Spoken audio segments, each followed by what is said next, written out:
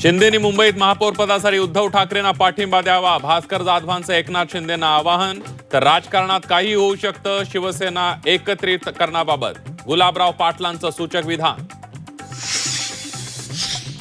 राजकारणात थोडी लवचिक भूमिका घेतली तरी ती व्यक्तिगत फायद्यासाठी, स्वार्थासाठी नसेल. बाळासाहेबांच्या जन्मशताब्दीनिमित्तच्या पोस्टमधून राज ठाकरेंचे लवचिक राजकारणाचे संकेत.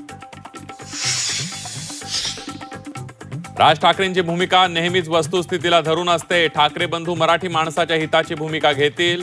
लवचिक राजकारणावर बाळा नांदगावकरांची प्रतिक्रिया. ठाण्यातील राष्ट्रवादी शरद पवार पक्षाकडून गट स्थापन. अशरफ शानू पठाण यांची गटनेतेपदी निवड. कोकण आयुक्तांकडे 12 नगरसेवकांचा गट स्थापन. नवी मुंबईतील वायू प्रदूषणावर कोर्टाचे ताशेरे. नवी मुंबई महापालिका आयुक्तांवर ताशेरे. कोर्टाने आयुक्तांचा पगार थांबवला.